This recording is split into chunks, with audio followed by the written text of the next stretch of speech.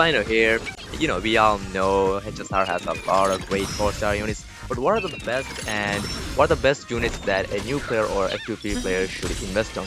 These are my top 5, units that you should build if you're new or F2P. Before we go into the main list, I do want to give a honorable mention to the Herda, Asta, and Jade. I think these units are really good, but I think there are other units that can do better in what they can, and the other 5 units I think they also have a bit more.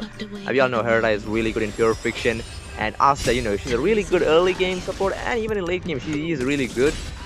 And Jue, I think she's more like a little bit harder to build unit. I think she's like a high investment for a 4-star unit, but she does pack a punch. But going into the main list, at number 5, I guess it's not in any order. It's like I just like this. But we got Tingyon. Now Tingyon is a really good support, able to increase your ally speed, your DPS speed, give attack buff, damage boost, and of course her main source of power being able to give energy to your DPS or support, one of your allies, I guess you could say. This really does come in clutch in some scenarios or some units. In that case, they do have high energy, and you want to give as much as damage boost to them. She does come in handy, especially in hyper carry team. She is almost like a must-have. But lately, there is a lot of DPSs that cannot use her, like Acheron, Firefly, or even the new upcoming unit like Peijiao. They really don't care about things. So she kinda did fall off the meta, but I still think she's an incredible 4-star unit that you should build if you have her. Of course, some of the new players may not have her, but when you get her, build her. I think she is really worth your resource, because when you start the game, the problem is you don't have that many resources to build units. So number 4, we got Pela, arguably one of the best debuffers we have, or defense downers we have. Even after the introduction of Jiao, I do still think Pela is a really good unit, especially considering a 4-star. Yeah, she is really good. Personally, I think her best teams are still going to be Acheron and of course Jingliu teams, where she, I think, shines the most. But whenever you need a debuffer, I think she is a really good character to slot it in, and able to provide 42% defense threat to the whole enemy is no joke. On top of her skill being able to remove a buff from the enemies also kind of comes in handy once a while. But I think her best thing is her ult, and if you give her resolutions of shine, like Cone, she can also do a defense down with her basic attack. So she's a pretty good unit to build. When I started playing the game, I actually didn't build her for first 3 patches, and I kind of regret it. That's why I'm saying she's a really good unit to build.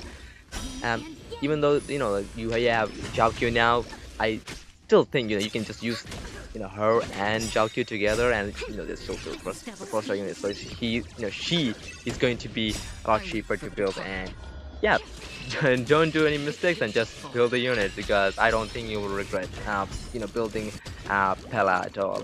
A really easy unit to build. Just give her some effective trade, and give her a good Lycon, and give her some speed, and she'll work fine. I think she is a really good 4-star unit. Plus you get her for free literally on a story. I think you can just do the Belagog story and you get her for free. So yeah, free unit, build her, pretty good. I'm sure she'll carry you through the early game to late game. Every stage she'll do incredibly well. Nice unit to have. I think her best Eidolon is probably E4. I think is where her best Eidolons lies. So yeah, build her. Our boy Gallagher, and of course I think I don't need to talk about him too much. He's arguably one of the best sustainers currently we have. Yeah, this man is easily competing with some of the limited units like Adventurine, Hua, or even Fujuan in break team, especially in super break team. I guess he is undoubtedly the best sustainer we currently have, able to give buffs, and of course able to do personal damage. Like he can easily dish out 100 to 150k damage in a super break team. It's kind of crazy, and the cool thing is he's not that idle and reliant in my opinion. Yeah, his E2 is kind of good, able to provide that cleanse, but in a super break team I barely use his cleanse, to be honest. And he's also pretty decent in other teams, like on dot team you can use him more like a toughness reducer, because he has such a high toughness reduction. I think he's so good in that regards. It's not like he's only good in super break teams, he still keeps your team alive on the other teams too, but his best team is arguably gonna be super break team.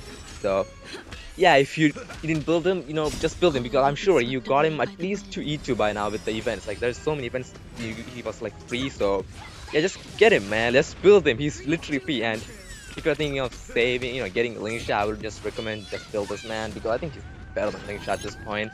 I'm not lying. Like I think he's just that good for a freaking 4-star unit. He's like arguably one of the most skilled sustainers currently. So yeah, build him because he's literally freaking free at this point. So yeah. So we got the one and only March 7th Hunt form. You know, we just got her dispatch, and yeah, I'm gonna be honest, I think she is arguably one of the best of DPS units that we have, able to buff your allies and, you know, do some crazy damage with, you know, certain units like Robin and stuff. She really makes the duo DPS, you know, meta back, I guess you could say, on follow version anyway, because I think having follow teams or teammate to buff is really good. She does have the two ways to play, like the crit DPS version and the super break version, but I prefer the crit version. I think it's way more impactful. When it comes to her Eidolons, I think her E2 is her best Eidolons you can have, but you know, it's literally free. You just need to do the story and you get it for free. And yeah, great unit. You should not skip on Hunt or sleep on Hunt March. Yeah, really good unit. And I would recommend everybody to, you know, build her, especially if you're going for Peishao in the next patch. I'm going for Peishao. I'm probably gonna, you know, use her or Mose on with her because I don't have Topaz. So yeah, a really good sub DPS unit that you should build. And I think she's not that hard to build because she gets a lot of crit damage. So you just need to stack up a little bit crit rate, and she will do crazy damage. I can tell you, she does insane damage when you use her properly with right builds and stuff.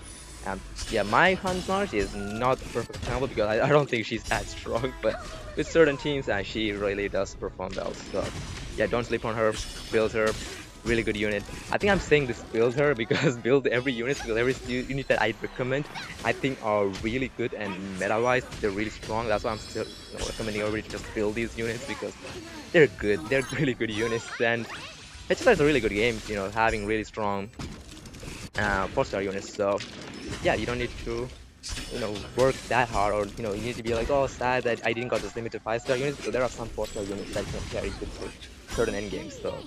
And at number we have Harmony MC. I know Harmony MC is like a 5-star, right? I don't consider, they're kind of free, so they're kind of 4-star. And yeah, I'm gonna consider HMC as a 4-star unit. And we all know what HMC can do, right? Like able to provide super break. She literally enables a whole archetype technically. You could say with Firefly and Ruame you could use, you know, super break, but without HMC you lose a lot of damage, and it's kind of crazy. Of course, he's only usable in that one team, but you know, she keeps that one team alive. So yeah, able to, you know, keep the strongest team, in my opinion. Currently, the strongest team is easily super break because of how easy it is to build and how strong they are. I have to put her there, like, as you know, like I said, it's not in any order, but you know, she's that good and she's free, so just build her, damn it. Really good unit, able to give you a lot of breaks, super breaks. And does a lot of damage. If you build her, you know, properly around a team, she can dish out a lot of damage. I mean, a lot of damage, something like 200k maybe, easily. So yeah, don't sleep on HMC. Just build her, man. She's free. So yeah, build her. Really good unit, a really strong unit. Not much to say about her.